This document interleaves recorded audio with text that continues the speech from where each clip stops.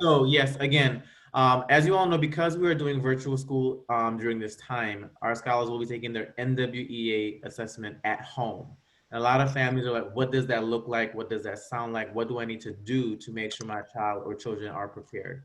So Ms. Braun is going to be going over that information. She has some great information, some supportive, some support that you all can do to make this go even smoother for the kids. And then we are going to have a question and answer session at the end. If anything comes up that may not have been answered during the session. If you don't want to forget your question, either write it down, put it in the chat, or you can always email us at questionswrh@gmail.com, and we reply within 24 to 48 hours. So again, I want to say good evening. Thank you all for our new families. My name is Dr. Monell. I'm the proud principal of William Rennie Harper, and I will now turn it over to our building testing coordinator, Ms. Jennifer Braun. Good evening, everybody. I'm going to tell you right up front, if you don't have your child's Chromebook in front of you, you might want to go grab it really quick. I think most of you probably do have it, but we will be working with that tonight to make sure that you have it all set up. And then we're going to be taking some practice tests on it, just so you get a feel for what your kids will be experiencing as we go through this. So if you don't have it, I'll give you guys a quick second to go run and grab it. It looks like all of my faces staring at me are good to go, though. I'm gonna go ahead. We're gonna go through. Can you enable me for screen sharing? Yes. I think I asked for permission there. There you go. Okay.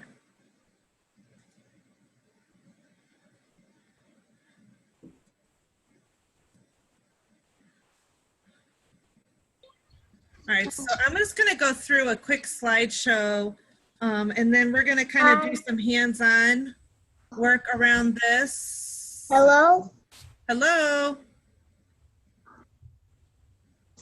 Are you in the meeting? You can go ahead and turn off your microphone. I'm going to go ahead and start with their slideshow presentation. So we're all here to try to figure out what exactly testing our children at home remotely is going to look like, and we're here to support you to get through that process with your teachers. This will, I don't know why my thing's not going next.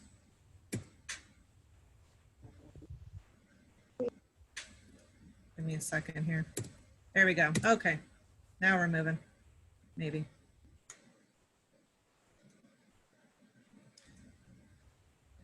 All right, so some of you may have received this message already from your child's teacher. It was a statement put out by the district for families to just kind of know you're going to be responsible for supporting your child during the testing process, but the whole point of the testing that we're going to be doing over the next couple weeks is to know where your child is at. And it doesn't do your child any good to sit there and support them, give them answers off screen, giving them hints, prompting them, because then we're not getting a true evaluation of what your child is able to do.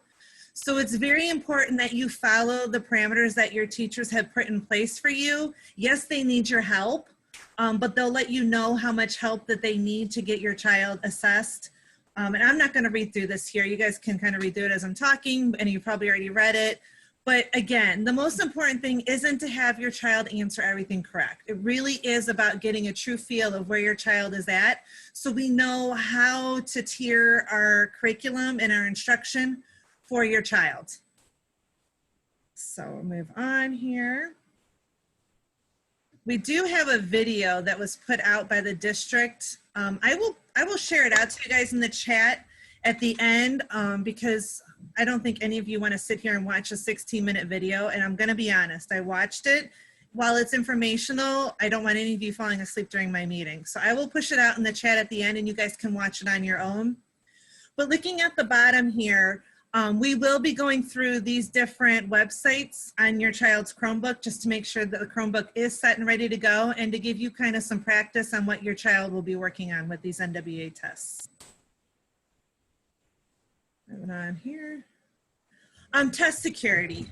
These are things that have always been followed at school, and I apologize, my dogs are running upstairs. These are things that have always been followed at school, and we're going to need you to make sure that they are continue to be followed at home.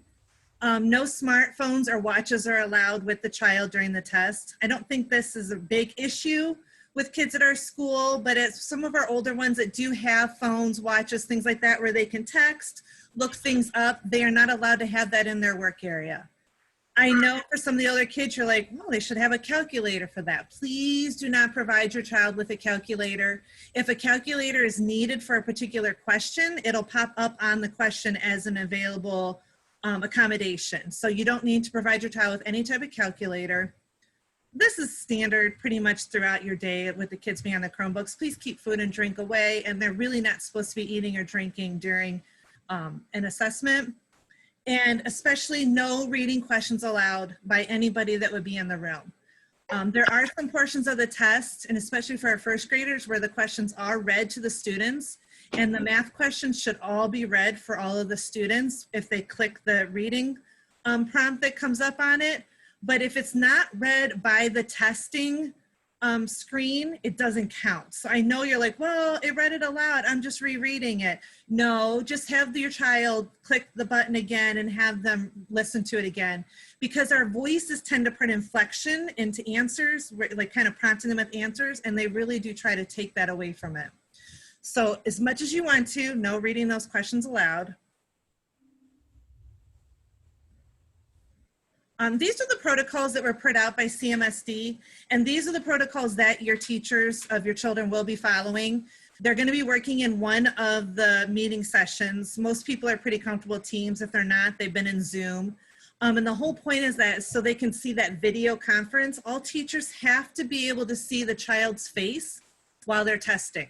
So if the teacher's telling you to turn the camera on, you got to turn the camera on or they're going to suspend the test. So please follow the directives from the teacher. The teachers will also be using the chat function to send out the username, which will get them into the test, and then the passwords. And your teachers already know that they're going to test probably around 9 kids. The district says we can do 9 to 15, but I think most of the teachers in our building are keeping it to a nice small group. So you may be getting notes from your teacher that says, I'm going to be testing this group. Your child's going to be working asynchronously for a couple hours while I'm working with this group. And then, you know, you'll be switching over to your group. Just a reminder, can everybody check their microphones? What's wrong with the screen? Stop doing that with the chair. Stop. Here, I'm trying to find who it is and mute them. Okay, thank you. If there are any other issues, your teacher will be reaching out to you. And I don't think it's an issue with anybody who's sitting in on this meeting right now, because obviously you all care enough to figure out how to do this. You're not going to be doing anything inappropriate. But if there was anything done inappropriately, Dr. Monell will be reaching out to you. Tests will be suspended. If your student or your child turns off the camera, we will suspend the test. We will give them prompts to turn that back on. But in other cases too, if your child seems agitated, fidgety, needs a break, your teacher will be able to see that on the video conference and be able to suspend the test and tell your child, hey, go take a 15-minute break, go to the bathroom, go get a drink of water, let me know when you're back, and I'll go ahead and reactivate your test. So those could very well be happening throughout that testing process. And breaks are okay. They are encouraged. I would rather have a child realize, oh my gosh, I'm getting fidgety, and ask to get up to go to the bathroom, instead of going click, click, click, click, I want to be done with this test, let me out of here. And then the last thing at the bottom there, your child should not be sitting for more than 90 minutes. It probably will be less. If the teacher sees that they are kind of pushing it to 90 minutes, but they're taking their time, she or he may extend that, but more than likely they'll be suspending that test and then allowing them to finish it up the next day. Just because we don't want to be stressing any of the kids out through this process. Moving on. This is just a good visual for what it used to look like. If you're looking at the left side, this is how we used to test. Now you're kind of looking at the right side where there's that separation now. I'm sorry, I have that backwards. The parent and the child are on the left side, the teacher's sitting on the right side and having to make that connection, whereas the teacher used to sit in the classroom As far as how we run the test, that hasn't changed at all. Teachers have just lost that physical contact with the student, and we're really relying on you to kind of help support us through that. All right, so we're gonna go through like a quick scenario about making sure that your Chromebook is ready. So if you have it open and logged in, you're gonna go ahead and open up a browser window. And the first thing you're gonna do is put that check.nwea.org into the browser window, and it'll take you to like a diagnostic test screen just to see if the Chromebook is ready to go. And this may have already been done. Your children may have already done this with their teacher, especially if they're some of the older kids. It's just a good idea to kind of just run through it again to make sure that they did. And if they didn't, it's done, it's set, ready to go. And that just kind of tells us that the Chromebook is ready to test. I'm gonna unshare here real quick. Does anybody have anything that looks unfamiliar on their Chromebook? Like it passed the diagnostic? Anybody, you can unmute your microphones and pipe in if you did not. We're good? Okay, so I'm gonna go back to sharing here.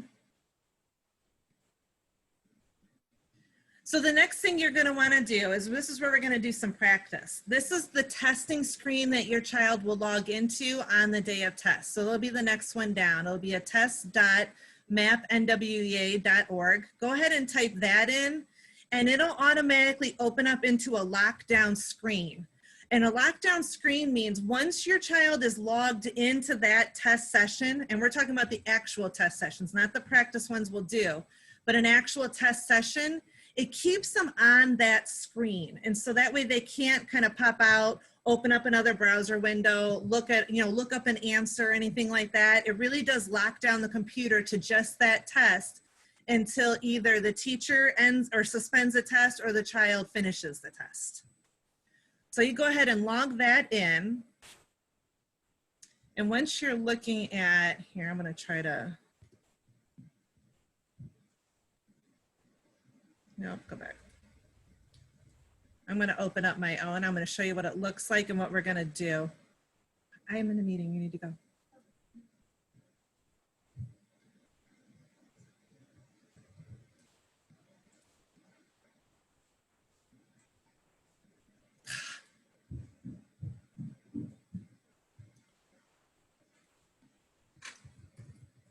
Oops.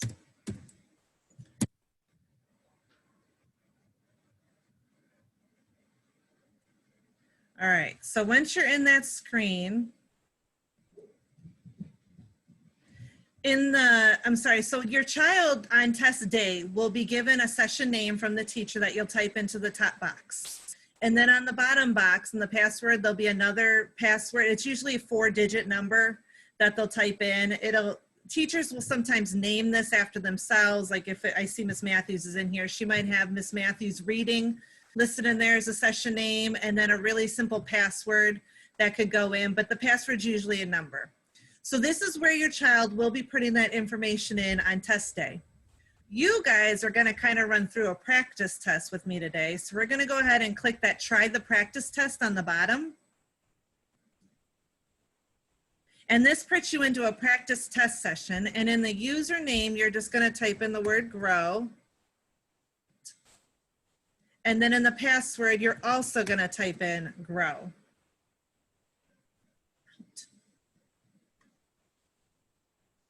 And then once you're on this screen, you can pick any grade level.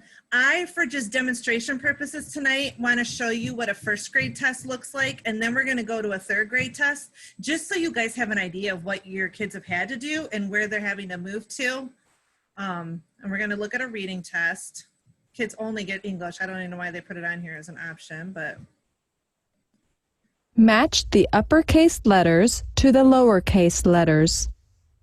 So is everybody able to hear that as it comes through? Did I turn my sound on? Okay. Yes. So a typical first grader coming out, they're gonna have to take those lowercase letters. They have to drag. So they're gonna have to be able to use their fine motor skills to click and then hold that mouse down and drag it into the open spot. If you don't have a mouse, they're going to have to get adept at using their touchpad. So I would suggest families that maybe you run through these practice tests once or twice with your child, especially if they're in first grade, and especially if they're older and they have some fine motor issues, just so they can get used to that. But if you see, they have to be doing that dragging and sliding that in there. And then there really is like multiple steps. So once they would get their answer in, they have to go down to the bottom, find that blue box with the arrow and click the next. Now take them on to the next question. Click on the word what. So this is a first grade test, obviously. So all of the questions are read. And up at the top here, you see there's like a volume button, which you could use to adjust volume at home. But right below it, next to the question, is a little speaker button, and that allows the kid Click on the word what. listen to the question again. So those are some things you might want to practice in advance, reminding them, hey, let's listen to that question again. Now, this is a feature that is only available for our first grade in the reading test. If you're on a math test, that feature will be available for pretty much all of the questions on a math test. But this is where it gets tricky. So these are pretty simple questions for our first grade. And then I'm going to go ahead and exit. We're going to go back here and we're going to log into we'll just even go to a second grade test. Look at that reading test. And I want you to see how the test has changed. So now they're looking at a good amount of text where they're going to have to read through. And depending on how well they do, if they're answering things correctly and they're doing really well, the test is going to progressively get harder. And that's okay, because if a student can handle that, you really want to push them to see where they're going. If it's too hard, it's going to start taking those questions back and giving them easier things to read. So if a student gets this passage right off the bat, and they're getting all the answers wrong, the next passage that is going to come up is going to be an easier passage. So it kind of tears it back and forth, but they can't move on. Do you see that blue box down there is still gray? Because they can't move on until they answer a question. So I didn't even read through this. I'm just taking a wild guess here. And then once that question is answered, it'll go ahead and give that blue box. So now you might be looking at that going, oh, my kid answered the question, it's not turning blue. Well, chances are there might be one of those types of questions where they have to answer pick two options. So that could also be keeping them from having the blue box. So if that's one of the things your child's raising their hand, they're like, the blue box is not turning blue, it's gray, I don't know what to do. It might just be that they didn't select enough answers or just did not answer it initially. But if you look up here at the top, I mean, it's got all kinds of features up here for those readers who like to use accommodations and strategies to figure things out. So they could turn on their highlighter. You know, they want to read about the white-crowned sparrows, and that'll highlight them. There's blocking if it's somebody that needs. So, I mean, there's all kinds of things that are available for kids to use. The problem is there's all kinds of things available for the kids. And when it's their first time taking this harder test, all they want to do is sit there and click on all the buttons at the top.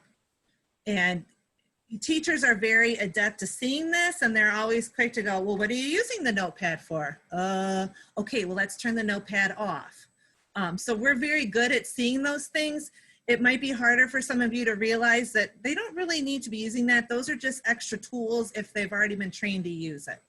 But they're pretty easy to put away. So you got the notepad, you can just hide it away. This masking block, you can go ahead and just click that and it'll take it back off. I have the highlighter on. I'm just going to turn that back off. So there are lots of things up there that they can use. If they do have visual things, they can obviously make it bigger, make it smaller, whatever you need to do. So that's just a good quick explanation of what it looks like to be, you know, working from a first grader and then making that jump into that second grade where they're kind of getting into more of those reading tests. And I think it's good for families to go through that test because you can realize how hard school gets really quick for your kids in those primary grades. But you have those logins, you have the password. If you want to go back on and play around with the math test, I welcome it and I encourage you to do it. And I definitely encourage you to work with your child in the next day or two on it. I'm not asking you to spend hours, because you spending hours on that, thinking that they're getting practice questions, it looks nothing like what they're going to be seeing on the test. What it's all about is practicing moving the mouse around, using the touchpad, just getting used to some of the visual cues on the screen. All right. Are you all good with that? Have I overwhelmed you? Do you still have questions about testing? There are a couple of questions in the chat, Ms. Braun, so I'll read you the first one. There's a couple that mention pop-up block. So if you can just let us know the name. I would need to know the name of the child and the ID number. Yes, that iBoss thing is still coming up. Okay. Do you, are you on a hotspot? No, okay. I'll talk to you after the meeting if that's okay, all right? We'll try a couple different things. I see another one where the option for a practice test did not come up. And that's when you put the test.mapnwea. You can go ahead and unmute if you want to talk directly. And I did the first one, and then it said I passed all the, the rigmarole. Okay. And then the second one says, "Oops, where's my test window?" Okay, so you need to go to your browser bar and make sure you enable pop-ups, or maybe your pop-up blocker is on for that. Because when the test window pops up, it's a lock screen, so it's not going to show up automatically on your initial browser. It's going to be a second window that opens up. Does that make sense? I am not a tech It worked. person. No. I'm not using the right words all the time. I'm sorry. Feel proud of yourself. That was exactly right. Okay, did you find it then? Yes. Awesome. Thank you. All right. Did anybody else have any issues getting on to the testing website? Yes, I didn't get the password or the username. For the practice test? Yes. Okay, so you're just going to type in grow for both the username and the password. Okay, thank you. You're welcome. I also got that oops screen. The iBoss one or the oops, your The window open? oops screen. Okay, so did you get the message on how to get to it? I got the test.map. Okay, so up in your browser bar, over to the right, I believe is where it usually pops up. There'll be like a pop-up blocker, and you'll want to click on that and get it to be enabled. Okay. See if that works.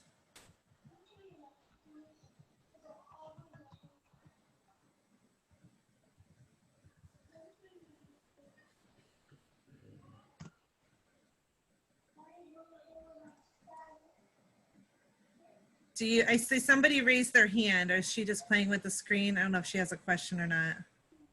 George Figueroa?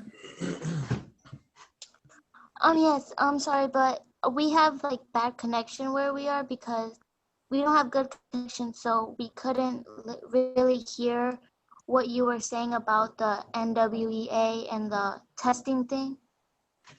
Okay, so do you want to get to the testing window? Or how we would get on for her to take the test. Okay, so are you ready to type? I'll tell you. Okay, hold on. Okay.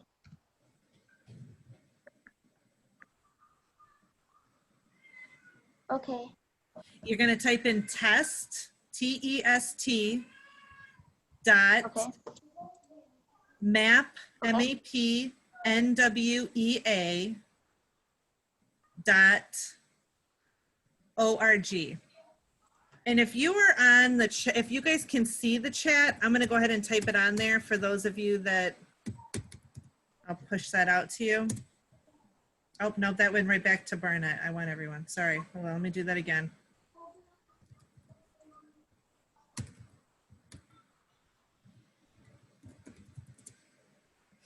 That will be the testing screen, and you can run that for practice as well.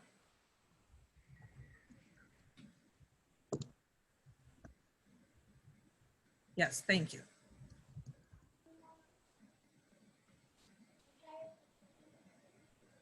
All right, has everybody been able to get to a testing screen then? Wonderful. Do you feel like you're ready to tackle the testing process? No. Trick question. Yeah. All right. So if most of you are okay, I think we're going and we'll be done. Actually, no, I lied. I'm going to throw one thing back in there. I said I would send that video to you. Let me get that video for you and I'll put it in the chat. Because I know you're all going to be bored later tonight and you're like, oh, I want to sit around and watch this video about why it's so important to take my time testing my child. And while Ms. Braun is doing that, I know we have one family we're gonna keep on after so we can hopefully help you with the pop-up blog. I do just want to reiterate what she's saying about just being patient with your son, daughters, on nieces, nephews, whoever is testing with you. It's a lot for everybody. And it's gonna be very weird for our first graders because they're now taking this test at home. Our second, third graders, they've at least done it in school before. So it's going to be a new experience for everyone. So please be patient with them. And we want to make sure we see what they know, what they have learned, and so it'll help us guide where they need to go. So if you see your baby struggling, I know the parent thing in us to do, or the adult guardian thing in us to do, is to help them. We really need them to be okay with that struggle so that we can know genuinely where they are, so then we can help them. So everything that Ms. Braun said is going to be super important to really getting a good, accurate score of where they are. And if you want to rewatch this or tell any of your family, friends about it, I will be posting this on our school website tomorrow. We are recording currently. You can rewatch anything that she's going over with you right now. All right. Well, thank you everybody for listening to me and making me feel appreciated. Appreciate it. Thank you very, very, very much, Ms. Braun. I think you did an amazing job. We feel so much. You have a hand clap emoji. You did a great I know. Woohoo! Made our families feel more comfortable about this odd thing about testing at home. So thank you, thank you, thank you. We really appreciate it. You got another hand clap and another hand clap emoji. Ooh, I feel so special.